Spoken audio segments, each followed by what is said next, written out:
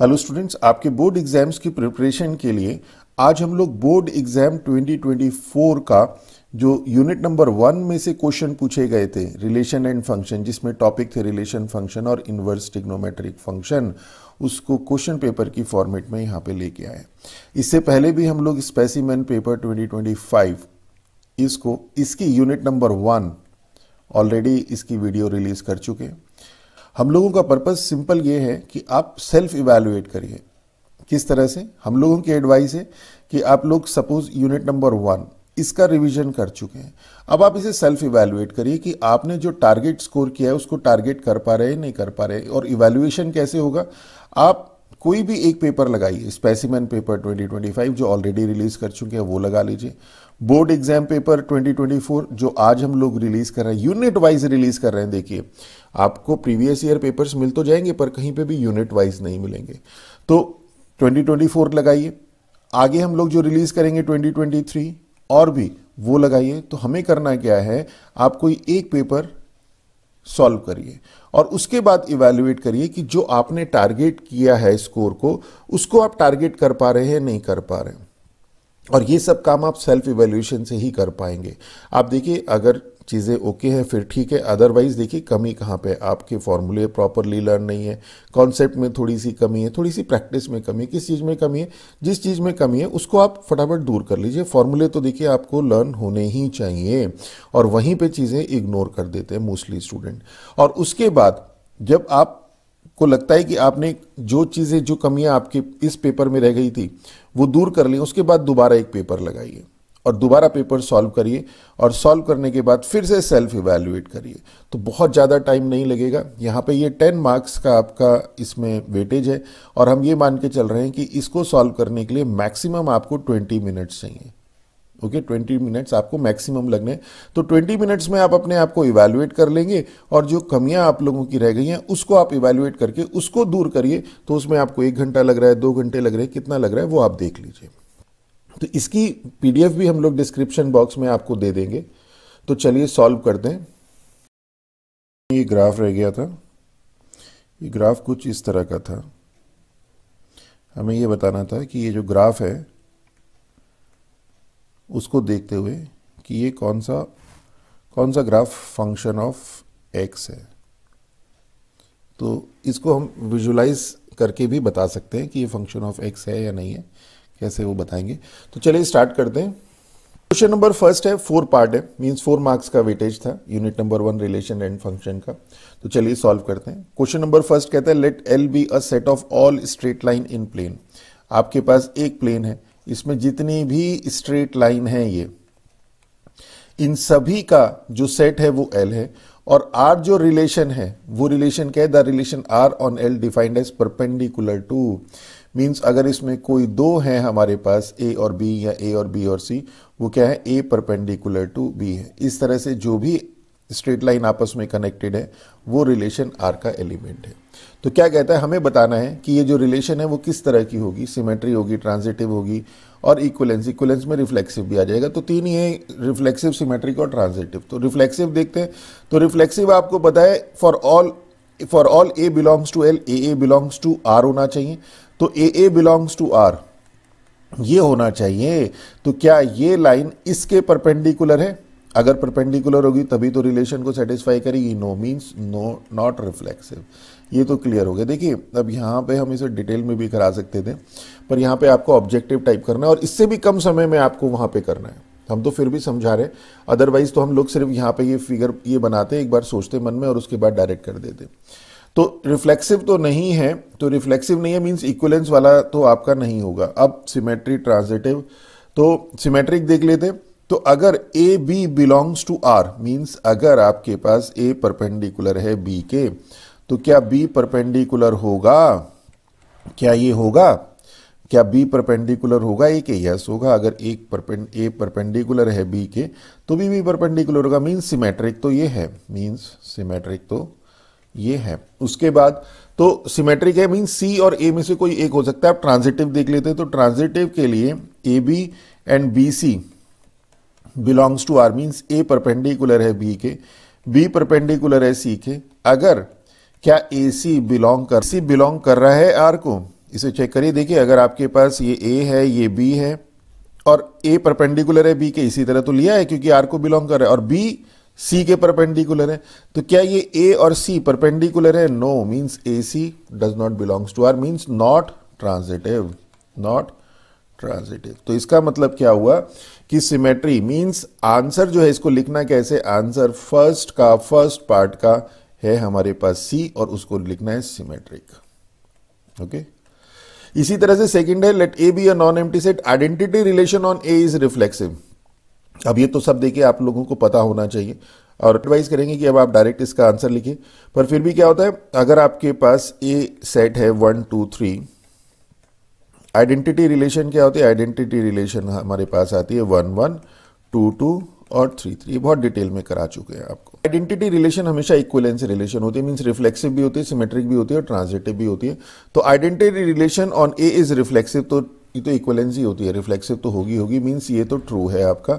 Every reflexive relation on A is an identity relation. अब अगर हम लोग मान लीजिए एक कोई रिलेशन ले लें जो कि रिफ्लेक्सिव है, कैसी होगी, 1 1 होगी, 2 2 होगी, 3 3 होगी, तो रिफ्लेक्सिव में तो ये होना ही होने। उसके अलावा सपोज हमने मान लिया 1 2, तो देखिए अगर हम इस रिलेशन की बात करें तो ये आइडेंटिटी रिलेशन नहीं है, ये आपके पास रिफ्लेक्सिव तो है, क्यों, क्योंकि ये सारे एलिमेंट इसमें है। दूसरा वाला स्टेटमेंट जो है फॉल्स है, तो स्टेटमेंट 1 इज ट्रू एंड ये सी पार्ट मींस आंसर हम इस तरह से लिखेंगे कि आंसर 1 का सेकेंड का सी, और पूरा लिख दीजिए यहाँ पे statement 1 is true and statement 2 is false. फिर देखते हैं कॉसेक साइन इनवर्स ये और सेक कॉस इनवर्स, तो इसको तो हमें सॉल्व करना पड़ेगा, डायरेक्ट तो हमारे पास फॉर्मूला नहीं है, तो क्या हो जाएगा, साइन इनवर्स -1/2 और साइन इनवर्स माइनस एक्स होता है हमारे पास माइनस साइन इनवर्स एक्स, और कॉस इनवर्स माइनस एक्स होता है पाई माइनस कॉस इनवर्स एक्स। अब देखिए ये जब आप अपने आप को सेल्फ इवेल्युएट कर रहे हैं तो देखिए फॉर्मूले आपको तुरंत याद आए कि नहीं आए, और अगर नहीं आए और कहीं से आप देख के कर रहे हैं इसको, तो इसका मतलब अब आपको जब आगे करना है तो उसको रिवाइज करना है, फॉर्मूले को लर्न करना है, तब तक करना है जब तक आप बिना किसी हेल्प के ये पेपर पूरा सॉल्व कर नहीं पाते। तो यहां तो हो जाएगा साइन कॉसेक, ये तो है हमारे पास, ये है हमारे पास कॉसेक, कॉसेक और sine inverse -1/2 is minus sine inverse 1/2, okay, minus sec, और कॉस इनवर्स हो जाएगा pi minus cos inverse 1/2, okay, और यहां पे हमारे पास आ जाएगा cosec, cosec minus theta is minus cosec theta, तो ये कॉसेक और साइन इनवर्स, और sine inverse 1/2, sine inverse 1/2 is π/6, तो ये माइनस का दोनों स्टेप एक साथ कर दिए, माइनस सेक पाई माइनस, और यहां पे इसे पाई माइनस, और cos inverse 1/2, cos inverse 1/2 is π/3, और माइनस कॉसेक π/6 इज 2 माइनस, और sec pi minus π/3, sec 180 minus theta is minus sec theta, means ये हो जाएगा सेक π/3, and this is -2 plus sec π/3 is 2, that is 0 is our answer।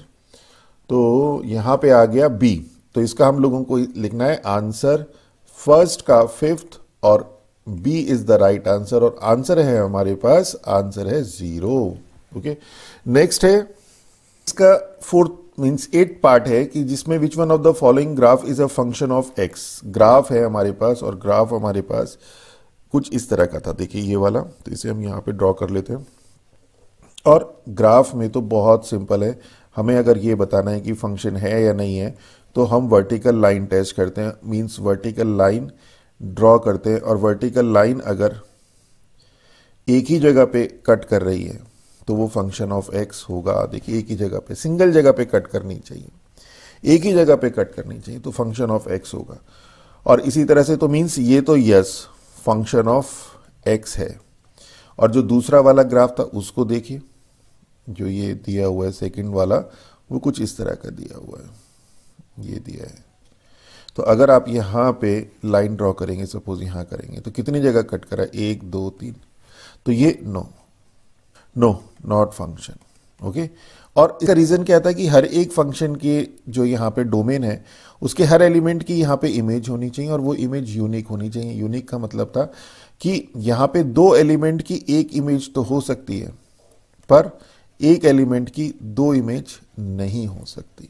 Okay, तो ये था unique. Means x की दो वैल्यू के लिए y की एक वैल्यू मिल सकती है पर x की एक वैल्यू के लिए y की दो वैल्यू नहीं मिल सकती। तो यहां पे अगर आप देखें तो x की वैल्यू के लिए यहां पे y की क्या मिल रही है, तीन वैल्यू मिल रही है। वैसे भी करते थे ना जब आप कि आपके पास ऑर्डर्ड पेयर में फर्स्ट जो एलिमेंट था वो कॉमन नहीं होना चाहिए। मींस 1,2 1,4 ये सब कर चुके हैं आप। ठीक है, तो यही वर्टिकल लाइन टेस्ट था, विजुअल मेथड था। तो ये हमारा फर्स्ट पार्ट तो हो गया। अब हम लोग सेकंड पार्ट देखते हैं इसका। तो अब क्वेश्चन नंबर सेकंड है, देखिए बहुत सिंपल है। फंक्शन दे रखा है हमारे पास और बी डिफाइंड एक्स डिफाइन किया हुआ है, इन्वर्टेबल है। मींस अगर F X to Y such that Y is equal to F X, अगर ये इन्वर्टेबल हो तो हमारे पास क्या होता है, F Y to X F inverse Y to X such that X is equal to F inverse Y, ये हो जाता है। ओके, और अगर हमें ये पार्ट दिया हो और ये निकालना हो तो हम इसके लिए कैसे करते हैं, यहाँ पे y is equal to F X assume करते हैं और इसमें x की वैल्यू y की टर्म्स में निकाल देते हैं। बहुत सिंपल है। तो ऐसे ही हम लोग यहाँ पे करेंगे कि let y is equal to F X, y is equal to F X है हमारे पास 5/3x + 1। अब यहां से x की वैल्यू y की टर्म्स में हम एज्यूम फाइंड आउट कर लेंगे। फंक्शन चूंकि इन्वर्टिबल दिया हुआ है तो हमें ये मिलना ही मिलना है, x is equal to F inverse y मिलना ही मिलना है। मीन्स ये हो जाएगा आपके पास क्रॉस मल्टीप्लाई में 3xy + y is equal to 5, that is 3xy is equal to 5 minus y, that is x is equal to 5 minus y upon 3y। तो अब यहां पे हमें गिवन है, गिवन क्या है कि f is invertible, f invertible है तो this implies x is equal to F inverse y होगा। तो मींस ये जो हमारे पास है ये क्या है, ये हमारे पास f इनवर्स y है। तो this implies f inverse y is equal to 5 minus y upon 3y। और अब देखिए ये पूरा फंक्शन, इसमें x रखिए, p रखिए, q रखिए, r रखिए, m रखिए, कोई फर्क नहीं पड़ेगा। तो हमें f इनवर्स x निकालना है। f inverse x is equal to 5 minus x upon 3x। Okay, this is our answer. तो कितना सिंपल है। इसी तरह से ये फंक्शन हमारे पास R to R, real to real है, show that F x is 1 1 onto. तो ये भी बहुत सिंपल होता है। 1 1 तो देखिए बहुत ही सिंपल होता है, कंफ्यूजन होती है तो सिर्फ ऑन टू में। तो ऑन टू को अगर आप एक बार समझ लेंगे तो इससे आसान कुछ नहीं है। तो 1 1 की बात करें, यहाँ पे 1 1 की बात करें, ये हमारे पास है सेकेंड पार्ट इंटरनल चॉइस का है और एफ एक्स है हमारे पास 2x माइनस 7/4। तो अगर हम 1 1 की बात करें तो इसके लिए हम क्या करते हैं कि let x1 x2 belongs to domain, means यहाँ पे डोमेन R है। F x1 is equal to F x2 हम एज्यूम कर लेते हैं और प्रूव करते हैं x1 is equal to x2। तो क्या हो जाएगा, एफ x आपके पास ये एफ x1 हो जाएगा 2x1 माइनस 7/4, 2x2 माइनस 7/4, 4 से 4 कैंसिल, 7 से 7 कैंसिल, 2 से 2 cancel, 2x1 minus 7 is step direct आप डायरेक्ट भी कर सकते हैं, x1 is equal to x2, this implies function is 1 1। तो 1 इसी तरह से ऑन टू देखते हैं। ऑन टू हालांकि थोड़ा सा परेशान करता है पर अगर आप इसे समझ के करेंगे तो बिल्कुल नहीं करेगा। हालांकि ये कह दिया जाता है कि 1-2 स्टेप लर्न कर लीजिए और उस तरह से उसे प्रोसेस कर दीजिए, पर वो गलत प्रैक्टिस है। हम लोगों को क्या करना है, यहाँ पे एक एलिमेंट हम लोगों को लेना है y, मीन्स y बिलोंग करेगा किसको, को डोमेन को। को डोमेन के लिए हम लोगों ने एक एलिमेंट ले लिया और इसके लिए हम क्या करेंगे, यहाँ पे एक एलिमेंट चेक करेंगे x। हम यहाँ पे एलिमेंट डोमेन में एक एलिमेंट निकालेंगे x बिलोंग्स टू x, ये डोमेन में निकालेंगे। ठीक है, तो इससे क्या हो गया कि यहाँ के हर एलिमेंट की एक प्री इमेज है सच दैट। अब ऑनटू के लिए क्या होता है, ऑनटू के लिए यहाँ पे कोई भी एलिमेंट खाली नहीं होना चाहिए। अब हम इसकी इमेज देखेंगे कि इसकी इमेज क्या है। इसकी x की इमेज तो होगी एफ एक्स, और एफ एक्स अगर वही y है, एफ एक्स अगर आपके पास वही y है, मींस ऐसा ना हो कि आपके पास x की दो इमेज हो जाए, फंक्शन भी तो होना चाहिए। तो हम लोग क्या कहेंगे, and such that F x is equal to y। तो हम लोग कहेंगे कि function is onto. Means हमें क्या करना है, हमें एक y लेना है, उसके लिए हमें x निकालना है और फिर ये हम लोगों को प्रूव करना है। तो यहां पे हमारे पास let y is equal to, जो ये गिवन फंक्शन है इसे अगर हम y मान लें 2x minus 7/4, this belongs to r। ये तो रियल को ही बिलोंग करेगा क्योंकि x की कोई भी वैल्यू रख दीजिए, y आपका रियल ही होगा। This implies 4y is equal to 2x minus 7, this implies 2x is equal to 4y plus 7, this implies x is equal to 4y plus 7/2। आप देखिए y की आप कोई भी रियल वैल्यू रख दीजिए, x आपको रियल ही मिलेगा और आपके पास जो फंक्शन है वो r टू r है, मीन्स ये रियल ही होगा और ये आपके पास हो गया डोमेन। तो यहां से ये चीज तो आपके पास आ गई कि आपने एक y लिया था, उसके लिए आपको को डोमेन में, उसके लिए आपको एक एलिमेंट x मिल गया डोमेन में। आपके पास यहाँ पे डोमेन और रेंज, डोमेन और को डोमेन दोनों ही r है ना, f r टू r है। एक चीज तो ये क्लियर हो गई। अब हमें एफ एक्स चेक करना है, तो now F x is equal to, F X की बात करें तो एफ एक्स, एक्स की जगह हमारे पास है 4y प्लस 7/2, इसको चेक करते हैं। F x is equal to y होना चाहिए, जो मैंने बताया था ना कि देखिए यहाँ पे F x is equal to, ये वाला जो स्टेप है ये आना चाहिए। तो x की जगह ये आ गया। अब हमारे पास फंक्शन तो गिवन है, ये इक्वल टू 2x माइनस 7/4, इसमें सब्सटीट्यूट कर दीजिए x की वैल्यू। तो 2x की जगह हो गया 4y प्लस 7/2 माइनस 7/4, तो 2 से 2 cancel, that is this is 4y plus 7 minus 7/4, 7 से 7, 4 से 4, दैट इज y। तो this implies F x is equal to y। तो हमने वही सारी चीज़ें देखी, यहाँ पे हमने लिखवा दिया था आपको कि ये हमारा वर्किंग रूल रहता है। और अगर इन जनरल देखना है तो y हम लोग एज्यूम करते हैं, उसके लिए हम x की वैल्यू निकालते हैं और उसके लिए फिर प्रूव करते हैं F x is equal to y। ये इन जनरल बता दिया जाता है स्टूडेंट को कि ऐसे कर लीजिए, पर इसकी अगर कॉन्सेप्ट समझ के करेंगे तो क्वेश्चन थोड़ा इधर उधर होगा, तो फिर वो आप कर पाएंगे। तो दिस इंप्लाइज, तो this implies function is onto, तो फंक्शन ऑन टू हो गया, ये हमने प्रूव कर दिया। अब देखिए क्वेश्चन नंबर 8 है 4 मार्क्स का।